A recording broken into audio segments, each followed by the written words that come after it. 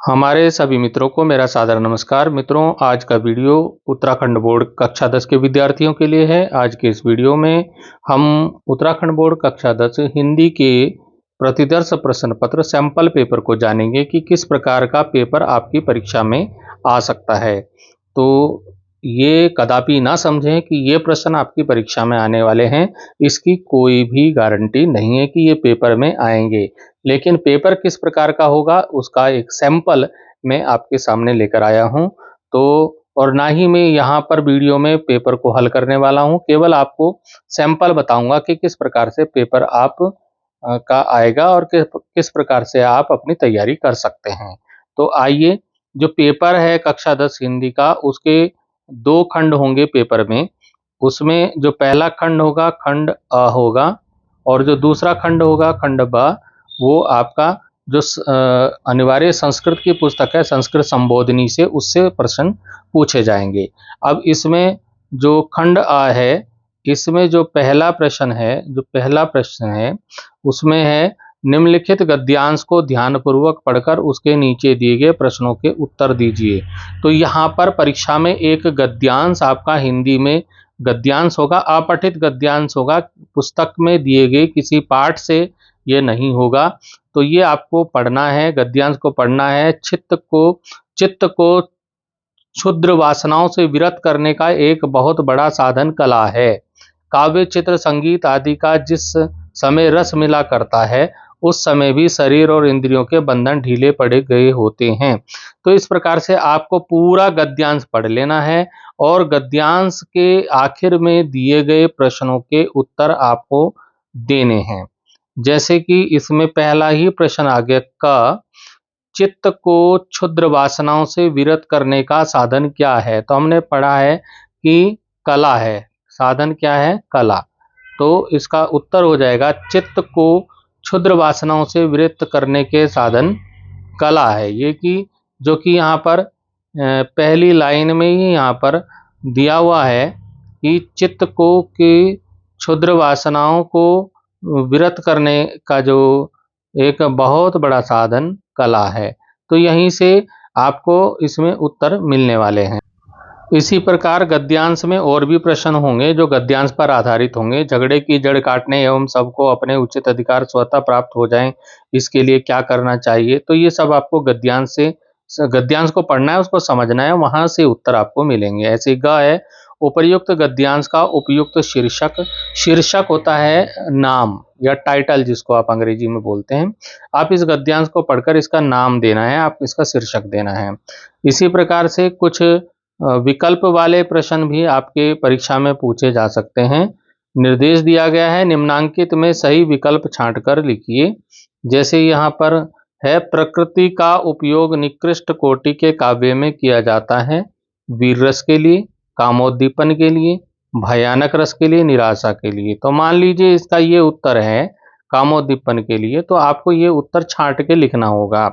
इसी प्रकार से इसमें अगला जो प्रश्न है, फूलों के सुवास से लदी समीर का लाभ या सुख। तो इसमें भी आपको 4 ऑप्शन मिलेंगे। जैसे है, केवल एक व्यक्ति को मिलता है, हजारों व्यक्तियों को मिलता है, या फिर बुद्धिमान व्यक्ति को मिलता है, या सामान्य व्यक्ति को मिलता है। मान लीजिए इसका उत्तर है हजारों व्यक्ति को मिलता है, तो आप ये उत्तर लिख देंगे। तो इस प्रकार से गद्यांश पर दिए गए प्रश्नों के जब उत्तर लिख देंगे तो आपका पहला प्रश्न कंप्लीट हो जाएगा, पूरा हो जाएगा। इसी प्रकार से आपका जो दूसरा प्रश्न रहने वाला है वो एक निबंध का रहने वाला है। निबंध 250 शब्दों में निबंध लिखिए किसी एक विषय पर। परीक्षा में आपके पास 2 विषय दिए होंगे। जैसे कि यहाँ पर पहला विषय है मेरे जीवन का लक्ष्य। तो यहाँ पर ये हेडिंग्स दिए हैं, इन हेडिंगों के आधार पे आपको जो संकेत बिंदु दिए गए हैं, इन पे ही आपको निबंध को पूरा लिखना है। जैसे दूसरा निबंध इसमें दे रखा है, देश में भ्रष्टाचार की समस्या। तो ये 4 पॉइंट इसके दे रखे हैं। इन पॉइंटों को, इन हेडिंगों को लिख करके आप इनके आगे ये निबंध लिखेंगे। तो ये निबंध 2 निबंध यहाँ पर दिए हैं, मेरे जीवन का लक्ष्य और देश में भ्रष्टाचार की समस्या। दोनों में से कोई एक निबंध आपको लिखना है, दोनों नहीं लिखने हैं। इसी तरह से अब आपका आ गया प्रश्न संख्या 3। प्रश्न संख्या 3 में आपका पत्र लेखन का होगा, जिसमें आपको 2 पत्र दिए होंगे और एक आपको लिखना है। आपका 4 नंबर का ये पत्र रहने वाला है। तो अपने विद्यालय के प्रधानाचार्य को 3 दिन के अवकाश हेतु प्रार्थना पत्र लिखिए और अवकाश का उचित कारण अवश्य लिखिए। आपका नाम आपको अपना ओरिजिनल जो आपका नाम है वो नहीं लिखना है। अपना नाम की जगह आपको क ख ग लिखना है। ये ध्यान रखना है, बोर्ड में ऐसा ही करना होता है। अपना नाम नहीं लिखना होता है, नाम की जगह क ख ग लिखना होता है। तो या तो ये कर लीजिए, आपको ये वाला नहीं आ रहा है तो अथवा करके दूसरा है, अपने क्षेत्र के प्रमुख समाचार पत्र के संपादक को अपने नगर गांव में पेयजल की समस्या विषय पर एक शिकायती पत्र लिखना है। तो या तो आप ये प्रार्थना पत्र लिख दीजिए या शिकायती पत्र लिख दीजिए, दोनों में से एक ही लिखना है। और आपको अपना नाम नहीं लिखना है, आपका काल्पनिक नाम क ख ग है, तो अपने नाम की जगह क ख ग लिखना है। इसी प्रकार से जो चौथा प्रश्न किस प्रकार का परीक्षा में आ सकता है, चौथा प्रश्न है, निम्नलिखित प्रश्न खंडों का यथा निर्देश उत्तर दीजिए। जो नीचे प्रश्न दिए गए हैं, क ख ग घ प्रश्न दिए गए हैं, उनको एक एक नंबर के प्रश्न हैं। 4 प्रश्न हैं तो 4 नंबर के ये रहने वाले हैं। जैसे है, देश प्रेम की भावना प्रत्येक व्यक्ति में होती है, इसको प्रश्नवाचक वाक्य में बदलना है। प्रश्नवाचक वाक्य में प्रश्नवाचक चिन्ह भी आखिर में लगाना पड़ता है। मान लीजिए ये है, देश प्रेम की भावना प्रत्येक व्यक्ति में होती है। यदि हम इसमें शुरू में क्या लगा दें, यहाँ पर लगा दें क्या देश प्रेम की भावना प्रत्येक व्यक्ति में होती है, तो अंत में हमको प्रश्नवाचक चिन्ह लगाना पड़ेगा, तभी ये प्रश्नवाचक वाक्य बनेगा। तो इस प्रकार से अगला जो है, चतुर व्यक्ति हमेशा लाभ में रहता है, इसका निषेधात्मक मतलब निगेटिव सेंटेंस इसका बनाना है। तो चतुर व्यक्ति हमेशा लाभ में नहीं रहता है, निगेटिव मतलब नहीं, यहाँ पर नहीं लगा देंगे तो ये निगेटिव हो जाएगा, निषेधात्मक या नकारात्मक वाक्य हो जाएगा। अब इसी प्रकार से अगला जो इसमें ग है, कुलदीप यादव बहुत तेज गेंद फेंकता है। अब इसमें क्रिया विशेषण छांट करके सही क्रिया विशेषण बताना है। 4 विकल्प यहाँ पर दिए हैं, पहला, दूसरा, तीसरा, चौथा। इन 4 में से जो क्रिया विशेषण वो इसमें है तेज, तो ये वाला उत्तर इसका हो जाएगा तेज। इसी प्रकार से अगला प्रश्न इसमें घ वाला आता है। घ है, कर्म वाच्य में प्रधानता होती है, निम्न में से एक सही विकल्प बताइए। कर्म की, वचन की, क्रिया की, कर्ता की। क्योंकि कर्म वाच्य है तो कर्म की प्रधानता होगी। इस प्रकार से सही प्रश्न का सही उत्तर आपको देना होगा। अब आते हैं प्रश्न संख्या 5 पर। प्रश्न संख्या 5 कहता है, निम्नांकित का यथा निर्देश उत्तर दीजिए। तो जो नीचे प्रश्न हैं उनका निर्देश के अनुसार उत्तर देना है। निर्देश आगे लिखा हुआ है, यहाँ पर संयुक्त वाक्य में बदलिए। यह शीला ने जो पुस्तक मांगी थी उसे मिल गई। अब इसको संयुक्त वाक्य में बदलिए, तो इसको संयुक्त वाक्य में बदलना है। तो शीला ने जो पुस्तक मांगी थी उसे मिल गई, शीला की मांगी गई पुस्तक उसे मिल गई, कुछ भी आप इसको संयुक्त वाक्य में आपको जोड़ करके, शीला ने पुस्तक मांगी और उसे मिल गई, तो ये संयुक्त वाक्य आपको बनाना है। और इसके लिए मैंने अलग से वीडियो तैयार किए हुए हैं, उन वीडियो को देखिए तो आप संयुक्त वाक्य बनाना भी सीख जाएंगे। यहाँ पर अगले ऑप्शन में चलते हैं। अगला प्रश्न है, वह विद्यालय आया और उसने अध्ययन किया। इसको सरल वाक्य बनाना है, तो वह उसने विद्यालय आकर अध्ययन किया, ऐसे वाक्य बन जाएगा, उसने विद्यालय आकर अध्ययन किया। तो इस प्रकार से वाक्य आप बना लेंगे। अब इसमें आता है ग वाला प्रश्न, जिस वाक्य में कर्ता प्रमुख होता है उसे क्या कहते हैं। तो सही विकल्प, जिसमें कर्ता प्रमुख होता है उसे कर्तृवाच्य कहते हैं। सही उत्तर आपको ढूंढना है। अब आते हैं इसका घ वाला जो प्रश्न है, निम्नांकित वाक्य में क्रिया छांटकर सही विकल्प बताइए। महर्षि वाल्मीकि ने आश्रम में रहकर रामायण की रचना की। तो क्रिया छांटनी है तो रचना की, क्रिया हो जाएगी रचना की, तो रचना की। अब इस 4 में से जो उत्तर है वो ये थर्ड वाला उत्तर है, रचना की। तो इस प्रकार से आप प्रश्नों के उत्तर लिख पाएंगे। अब जो छठा जो प्रश्न है वो आपका आने वाला है अनेकार्थी शब्दों से। तो निम्नलिखित में से कौन सा शब्द गुरु के अर्थ में प्रयुक्त नहीं होता? कौन सा जो शब्द है जो गुरु के अर्थ में प्रयोग नहीं होता? जैसे कि भारी, शिखर, शिक्षक, बृहस्पति। किसको गुरु को नहीं मानते? तो ये आप दिमाग लगाइए और इसका उत्तर ढूंढिए। अगला प्रश्न है ख। ख है सूर्य का समानार्थी शब्द बताइए। भास्कर, मधुकर, रत्नाकर, निशाकर। तो ये जो सूर्य का समानार्थी मतलब उसका पर्यायवाची कौन सा शब्द हो गया? जैसे कि ये हो गया भास्कर, उत्तर लिख देंगे इसका। तो इस प्रकार से आपको ढूंढना है। अब आता है प्रश्न संख्या 7। अब आपके पाठ्य पुस्तकों से प्रश्न शुरू हो जाते हैं। 7वां प्रश्न है निम्नलिखित काव्यांशों को पढ़कर। काव्यांशों शब्द लिखा है। काव्य के अंश मतलब जो आपकी कविताएं हैं, क्षितिज पुस्तक के काव्य खंड में जो कविताएं हैं उसमें से ये प्रश्न पूछा जाएगा। तो 2 कविताएं यहाँ पर दी होंगी, उनके नीचे प्रश्न दिए होंगे। तो 2 में से कोई एक कविता के नीचे दिए गए प्रश्नों के उत्तर आपको लिखने होंगे। तो यहाँ पर लिखा है किसी एक काव्यांश के नीचे दिए गए किन्हीं 2 प्रश्नों के उत्तर दीजिए। केवल 2 प्रश्नों के उत्तर देने, वहां आपको 3-3 प्रश्न मिलने वाले हैं। तो 2 प्रश्नों के उत्तर, एक प्रश्न का उत्तर देंगे 2 नंबर, दोनों को देंगे तो 2-2 4 नंबर मिलेंगे।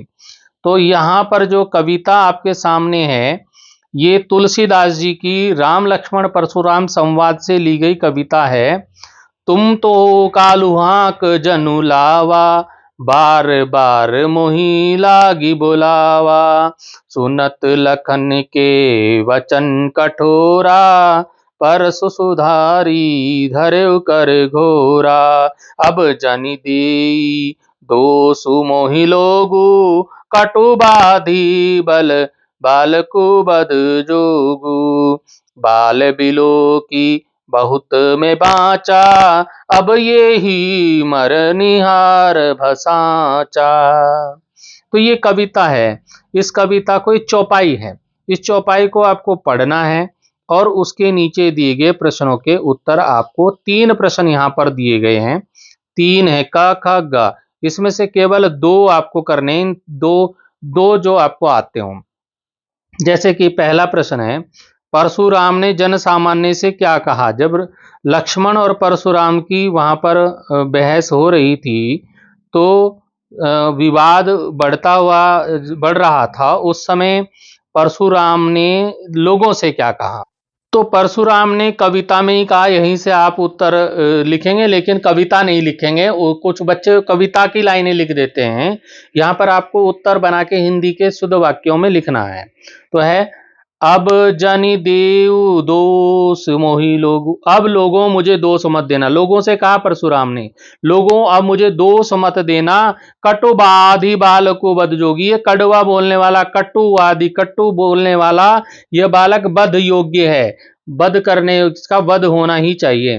बाल बिलो की बहुत में बाचा। इसको बालक समझकर, बच्चा समझकर मैं बहुत बचा कि इसको दंड ना दिया जाए। अब येहू मरनिहार भसाचा। अब यही मरनिहार, मरने वाला है, सच में मरने वाला है मेरे हाथों से। तो ये लोगों से परशुराम ने कहा। ऐसे ही इसमें खा वाला जो प्रश्न है वह विश्वामित्र ने लक्ष्मण को क्षमा करने के लिए परशुराम को क्या तर्क दिए? इसका उत्तर भी आपको कविता से ही मिलेगा। आपको कविता से ही प्रश्नों के उत्तर ढूंढने हैं। तो कौशिक कहा क्षमऊ अपराधु। कौशिक बोलते हैं विश्वामित्र को। तो कौशिक विश्वामित्र ने कहा क्षमा करें अपराध, अपराध क्षमा करें। बाल दोष गुण गनहि न साधु। बाल मतलब बच्चों के, बालकों के, दोष गुण, गुण और दोष, गणहि न साधु, गिनती नहीं करते साधु लोग। बच्चों के दोष और गुणों की गणना साधु लोग नहीं करते। इसलिए हे परशुराम जी, इस बालक लक्ष्मण को क्षमा करें। तो ये कहा विश्वामित्र जी ने। तो आपको केवल 2 ही प्रश्न इसमें से करने, 3 नहीं करने। तीसरा भी प्रश्न है तो आप इसको भी देखिएगा कि विश्वामित्र परशुराम की दशा को देखकर क्या सोचने लगे।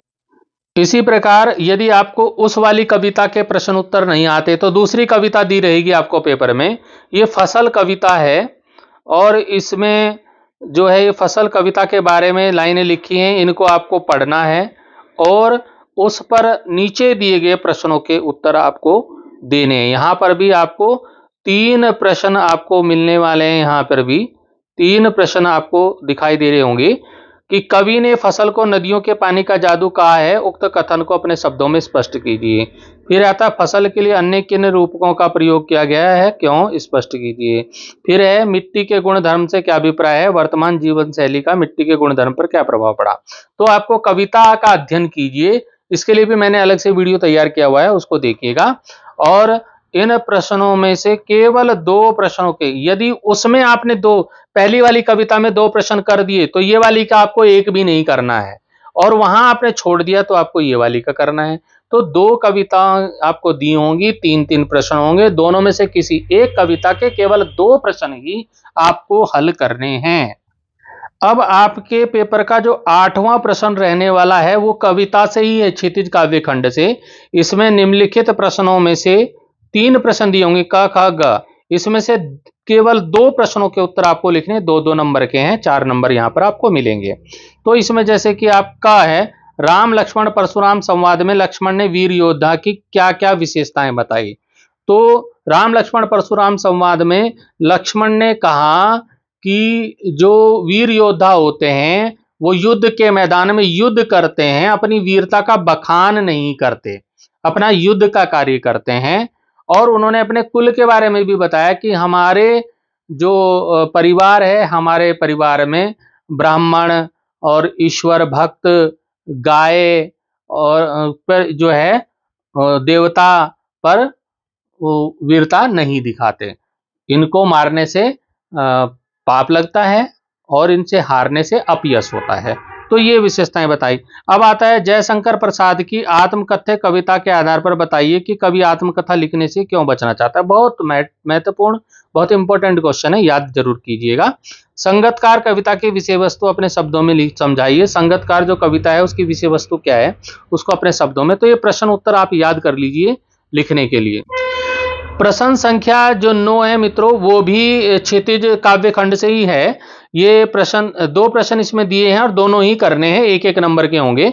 उद्धव द्वारा दिए गए योग के संदेश ने गोपियों की विरह अग्नि में घी का काम कैसे किया। ठीक है। दूसरा है उत्साह कविता का संदेश अपने शब्दों में लिखिए। 1-1 नंबर के 2 प्रश्न रहने वाले हैं। अब मित्रों जो 10वां प्रश्न रहने वाला है वो क्या होगा कि गद्यांश होंगे। निम्नलिखित गद्यांशों को पढ़ना है और किसी एक गद्य, 2 गद्यांश दिए होंगे, किसी एक गद्यांश के नीचे दिए गए 2 प्रश्न होंगे, उन 2 प्रश्नों के उत्तर आपको देने हैं। 2-2 नंबर के 4 नंबर का ये प्रश्न रहने वाला है। तो ये आपका क्षितिज गद्य खंड से होगा। जैसे कि यहाँ पर पहला वाला गद्यांश दिया हुआ है, आषाढ़ की रिमझिम में समूचा गांव खेतों में उतर पड़ा है, कहीं हल चल रहे हैं, कहीं रोपनी हो रही है, धान के पानी भरे खेतों में बच्चे उछल रहे हैं, औरतें कलेवा लेकर मेंढ पर बैठी हुई हैं। तो ये जो पाठ है, एक पाठ है बाल गोविंद भगत, तो यह पाठ में आया भी है बाल गोविंद भगत, उससे ये पाठ से लिया गया है। और इसमें नीचे दिए गए कुछ प्रश्न होंगे, 2 प्रश्न दिए हैं, क और ख। इन प्रश्नों के उत्तर आपको इसी गद्यांश के आधार पर लिखने हैं। गद्यांश में भी उत्तर मिल सकते हैं और थोड़ा आपको सोच समझ के भी ये लिखने पड़ सकते हैं। अब यदि आपको बाल गोविंद भगत पाठ के प्रश्न उत्तर नहीं आए तो दूसरे वाला गद्यांश यहाँ दिया है वो मत कीजिए, उसको छोड़ दीजिए, इस वाले को कर लीजिए। ये है आपका क्षितिज गद्य खंड का अंत में पाठ है संस्कृति, उस पाठ से ये प्रश्न दिए गए हैं। भौतिक प्रेरणा, ज्ञानेप्सा, क्या ये 2 तो मानव संस्कृति के माता पिता हैं। एक दूसरे के मुंह में कोर डालने के लिए जो अपने मुंह का कोर छोड़ देता है उसको यह बात क्यों और कैसे सूझती है। रोगी बच्चे को सारी रात माता गोद में लिए माता बैठी रहती है, वह आखिर ऐसा क्यों करती है। तो ये सारी चीजें आपको इस गद्यांश को पढ़ना है, मतलब ढंग से पढ़ना है कि रूस का भाग्य विधाता लेनिन अपनी डेस्क में रखे हुए डबल रोटी के सूखे टुकड़े स्वयं न खाकर दूसरों को खिला दिया करता था। इसी प्रकार से संसार के मजदूरों को सुखी देखने का स्वप्न देखते हुए कार्ल मार्क्स ने अपना सारा जीवन दुख में बिता दिया। तो ये सारा आपको पढ़ना है और पढ़ के नीचे दिए गए दो प्रश्न यहाँ पे हैं, दो प्रश्न दो दो नंबर के हैं, इनको आपको करना है। जैसे कि पहला है, दूसरों के सुख के लिए लेनिन और कार्ल मार्क्स ने क्या किया। अभी मैंने पढ़ा दूसरों के सुख के लिए लेनिन और कार्ल मार्क्स ने क्या किया। तो जो लेनिन था वो डबल रोटी के टुकड़े जो बचे रहते थे वो स्वयं ना खा करके दूसरों को खिला दिया करता था। और कार्ल मार्क्स ने क्या किया कि संसार के मजदूरों को सुखी देखने के लिए कार्ल मार्क्स ने अपना सारा जीवन दुख में बिता दिया था। तो ये सारा ये गद्यांश में दिया हुआ है, यहीं से आपको उत्तर मिल जाएंगे। इसी प्रकार से सिद्धार्थ ने अपना घर क्यों त्याग दिया। तो सिद्धार्थ ने अपना घर इसलिए त्याग दिया कि किसी तरह तृष्णा के वशीभूत लड़ती कटती मानवता सुख से रह सके। तो ये सारे प्रश्नों के उत्तर आपको गद्यांश से मिल जाएंगे। अब हमारा प्रश्न संख्या 11 और जो 12 है वो भी क्षितिज की पुस्तक के गद्य खंड से है। तो इसमें जो 11वां प्रश्न है वो निम्नलिखित प्रश्नों में से जो 3 प्रश्न दिए गए क ख ग, इनमें से 2 को आपको करना है, 2 2 नंबर के हैं, 4 नंबर के हैं। तो इसमें पहला प्रश्न आपको दिख रहा होगा, शीला अग्रवाल कौन थी और लेखिका उससे किस प्रकार से प्रभावित थी। तो लेखिका मन्नू भंडारी का ये पाठ है, पाठ का नाम है एक कहानी यह भी। तो उसमें जो शीला अग्रवाल थी वो उसकी अध्यापिका जो मन्नू भंडारी जी की, वो उनसे किस प्रकार से प्रभावित थी। तो ये आपको याद करना पड़ेगा प्रश्न। अगला प्रश्न है, नेताजी का चश्मा पाठ के आधार पर स्पष्ट कीजिए कि कैप्टन बार बार मूर्ति की चश्मा क्यों लगा देता था। तो जो कैप्टन था वो चश्मे बेचने वाला व्यक्ति था और उसको नेताजी सुभाष चंद्र बोस की जो बिना चश्मे वाली मूर्ति वो अच्छी नहीं लगती थी। और वो कैप्टन चश्मे वाला बहुत देशभक्त व्यक्ति था और हमारे देश के जो नेता हैं उनका अपमान उसको बर्दाश्त नहीं होता था। इसलिए वो क्या करता था कि देशभक्ति का परिचय देते हुए अपनी दुकान से एक चश्मा मूर्ति पर लगा दिया करता था। और बाद में कोई ग्राहक आ गया तो ग्राहक को चश्मा भेज देता था, दूसरा लगा देता था वहां पर। तो इस तरह से ये पाठ आपको पढ़ना पड़ेगा, प्रश्न उत्तर पढ़ने पड़ेंगे, आंसर आपको याद हो जाएगा। अगला प्रश्न है, पठित पाठ के आधार पर बताएं कि बाल गोविंद भगत की कबीर पर श्रद्धा किन किन रूपों में प्रकट हुई है। तो याद कीजिएगा बाल गोविंद भगत पाठ का ये प्रश्न बहुत महत्वपूर्ण है।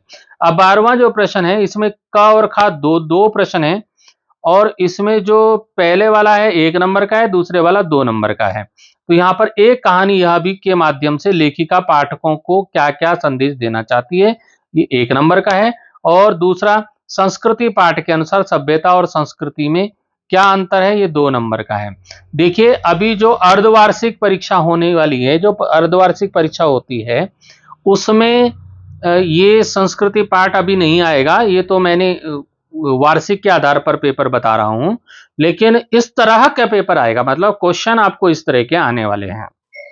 अब मित्रों आता है प्रश्न संख्या 13। प्रश्न संख्या 13 आपकी एक पुस्तक है कृतिका, हिंदी में एक पुस्तक है कृतिका, यहां से प्रश्न पूछे जाएंगे।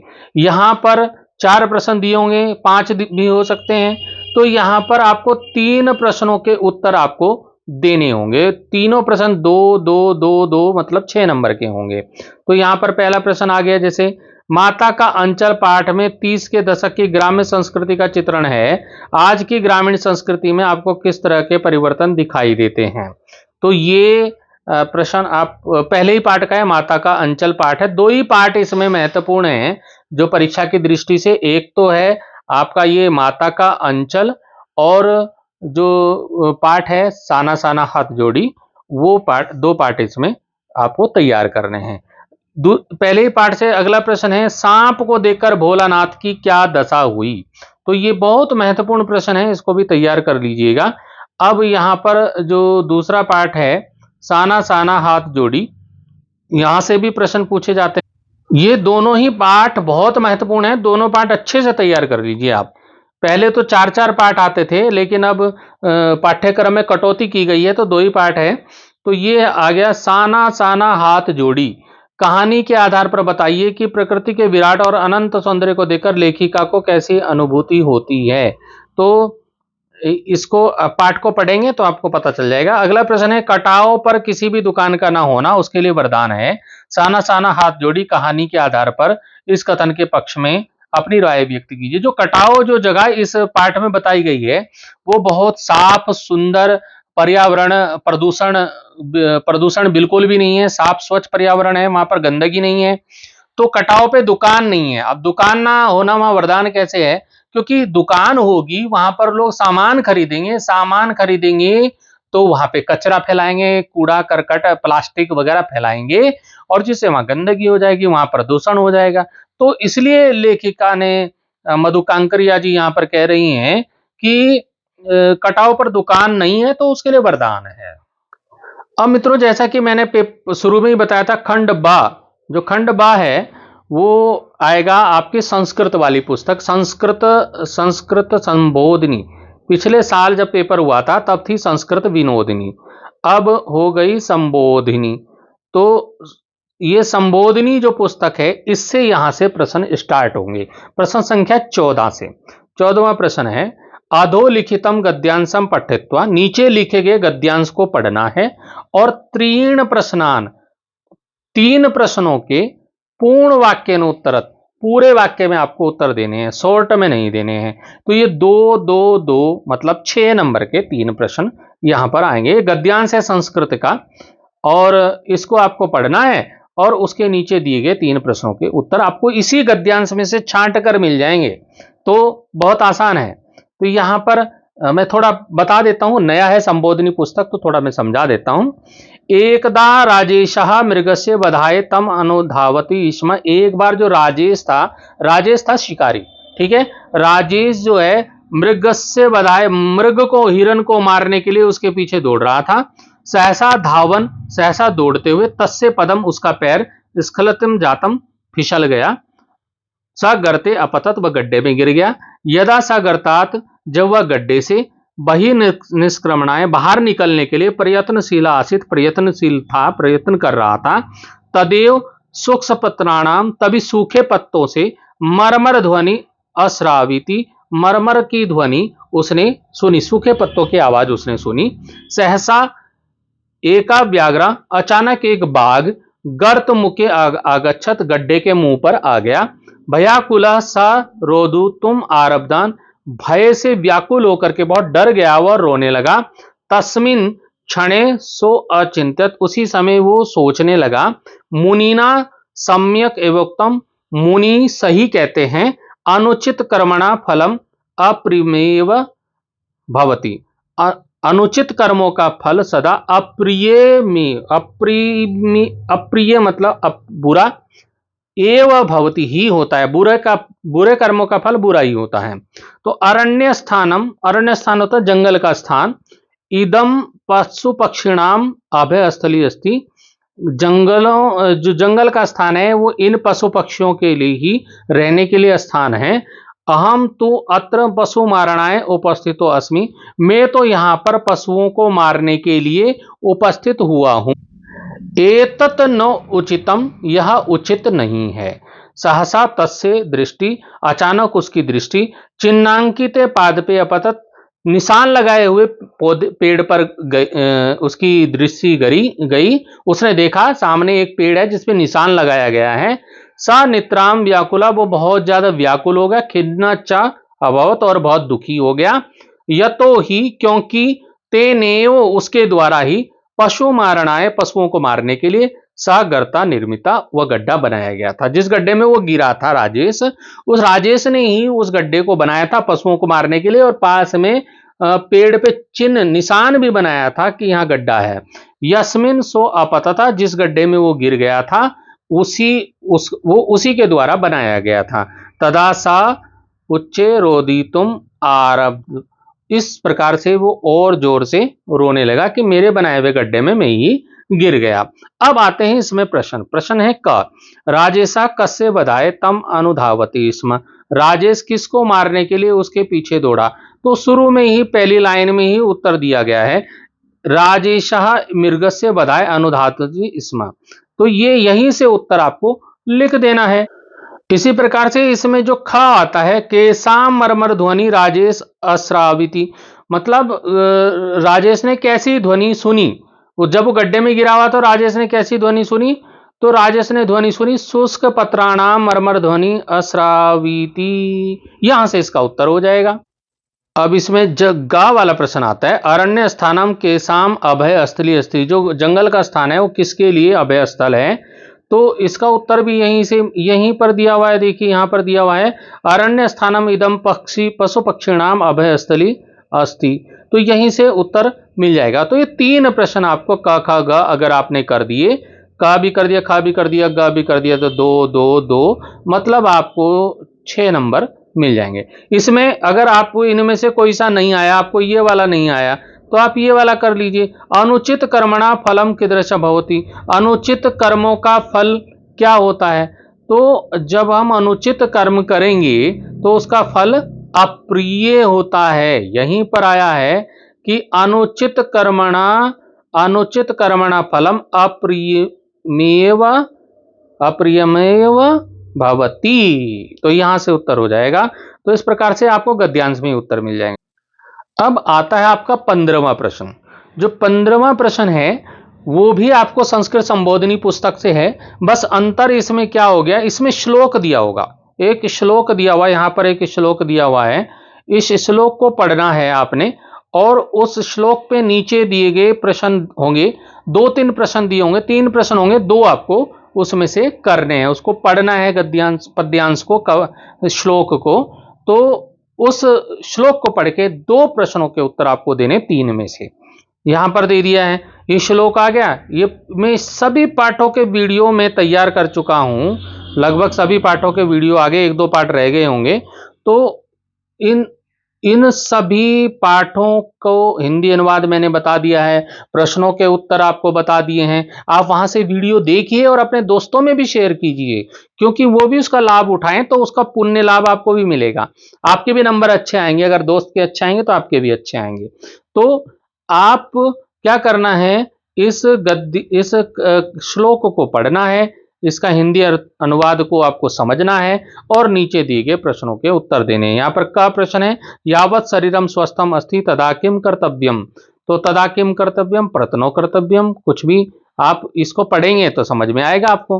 फिर आता है किम काले मानवः विशेषः सतर्का भवेत्, और फिर आता है कथम प्रज्ञा दुखिनाम दर्शनात् उत्पद्यते, तो ये सब आप तभी दे पाएंगे जब इस श्लोक को पढ़ेंगे।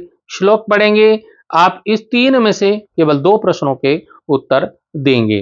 तो जब तक आपका शरीर ठीक है, शरीर स्वस्थ है, जब तक बुढ़ापा नहीं आया, जब तक इंद्रिय शक्ति आपके पास है, आप रोगों से दूर हैं, जब तक आप कोई आप को रोग नहीं है, जब तक तब तक जो विद्वान लोग होते हैं, जो महान प्रयत्न जो होता है, बड़े बड़े कार्य जो करने होते हैं, वो उसी समय कर लेते हैं।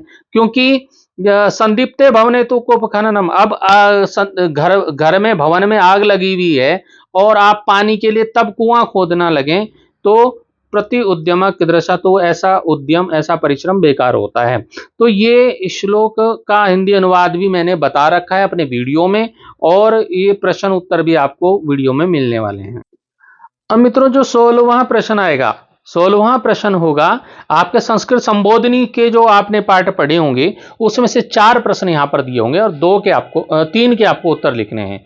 तो यहां पर देखा पठित पाठाधारितान 3 प्रश्नान, 3 मतलब 3 प्रश्नों के उत्तर देने हैं, और तीनों 2-2 नंबर के हैं, 2 2 2 2 मतलब 6 नंबर के प्रश्न आपको यहां पर मिलने वाले हैं।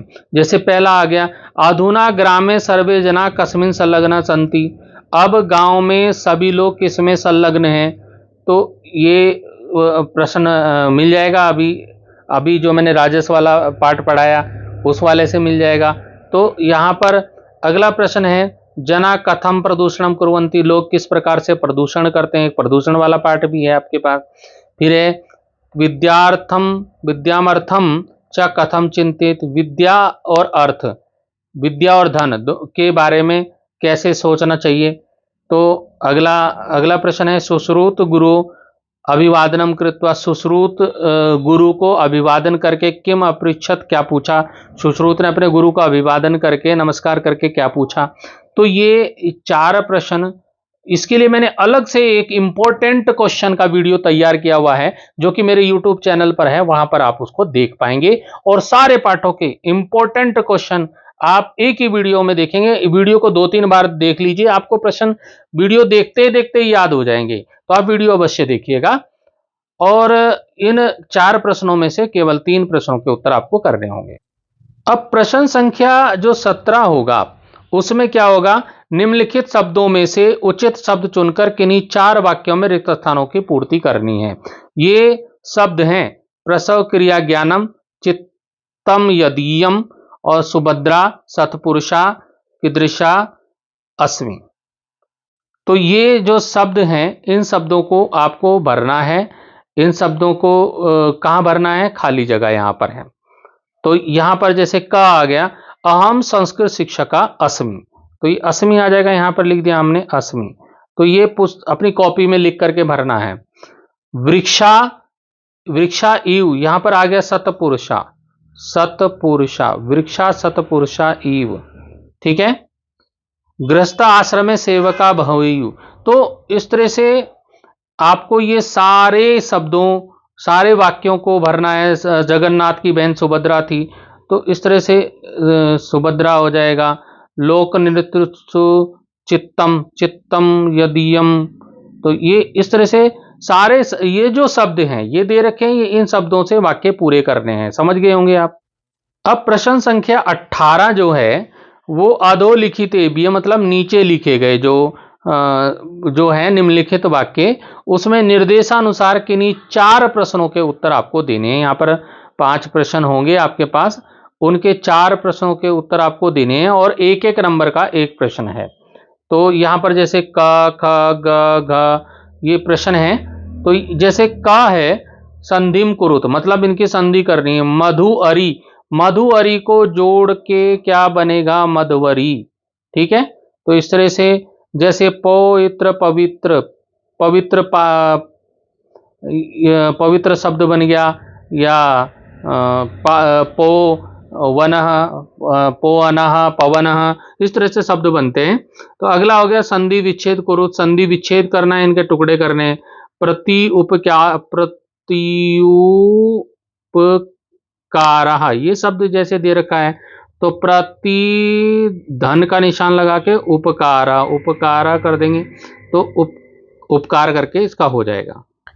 ऐसे ही इसमें जो दूसरा शब्द है हरे अव, हरे अव, ये अव, तो इस तरह से इनका संधि विच्छेद आपको करना है, टुकड़े करके लिखना है, विभाजन करके। अगला आ गया समास विग्रहम कृत्वा समासस्य नामोल्लेखम कुरुत, समास विग्रह करना है इनका। पितरौ, पितरौ क्या हो जाएगा, माता चा पिता चा, पिता चा माता चा, माता, माता चा पिता चा, पितरौ, ठीक है। इसी प्रकार से त्रिभुवन, त्रयाणाम भुवनानाम समाहारा, 3 भुवन का समाहार। तो ये इस तरह से आपको इनका, इसको पढ़ना पड़ेगा, आपको अध्ययन करना पड़ेगा, तभी आपको समझ में आएगा। अब आता है अगला प्रश्न, इसमें चौथा प्रश्न है, चौथा और 5वां भी यहां पर दिया है। चौथा प्रश्न है अधोलिखित भी पदे भी, मतलब नीचे लिखे गए पदों में उपसर्ग को अलग करना है।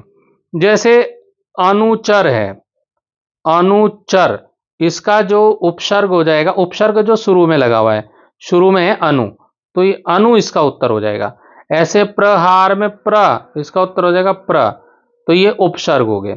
अब अगला जो प्रश्न है इसमें, वो प्रश्न है कि कोष्ठक में दिए गए शब्दों में से शुद्ध शब्द चुनकर रिक्त स्थानों की पूर्ति करनी है। यहाँ पे 2-2 शब्द दिए हैं, यहाँ पर सही शब्द को यहाँ पर लिखना है और इनको पूर्ति करनी है। आपके हिंदी के पेपर में कुल 19 प्रश्न रहने वाले हैं। तो 19वां प्रश्न देखिए, 19वां प्रश्न है कि निम्नांकित शब्दों में से किन्हीं 4 का वाक्यों में प्रयोग करना है, और वो भी संस्कृत के। तो यहां पर नद्याः, पठामः, पश्यति, सा, अस्ति, परितः, इनके आगे वाक्य लिखने हैं संस्कृत के, ऐसे वाक्य जिनमें ये शब्द आए, नदिया शब्द आए उस वाक्य में ऐसा वाक्य बनाना है। ऐसे ये वाक्य प्रयोग आएगा आपके जो संस्कृत संबोधनी पुस्तक है वहीं से आपको ये मिलने वाले हैं। और ये वाले वाक्य नहीं आएंगे, ये वाले शब्द नहीं आएंगे जो यहाँ पे दिए हुए हैं, और आएंगे नए। आपने पुस्तक से देखिए, अगर आपको ये वाक्य प्रयोग नहीं आता तो आप उसको छोड़ दीजिए। अथवा करके दूसरा प्रश्न दिया है, निम्नलिखित वाक्यों में से किन्हीं दो का संस्कृत में अनुवाद कीजिए। यहाँ पर 3 वाक्य हैं, इनमें से किसी 2 का संस्कृत में अनुवाद कर देना है। वे दोनों पुस्तक पढ़ते हैं, सीता नृत्य करती है, मैं फूल सूंघता हूं, तो इनका संस्कृत बनाना है। तो या तो आप ये वाला कर लीजिए या ये वाला कर लीजिए, तो कोई एक आपको करना है, दोनों में से 2 नंबर का है, चाहे आप वो कीजिए चाहे ये कीजिए। तो मित्रों, आशा करता हूं कि ये पेपर आपको कुछ इससे हेल्प मिलेगी, कुछ ना कुछ मदद जरूर मिली होगी इससे। और ये अपने दोस्तों में भी शेयर कीजिएगा और चैनल को सब्सक्राइब कीजिएगा। फिर मिलेंगे अगले वीडियो में, अभी के लिए धन्यवाद।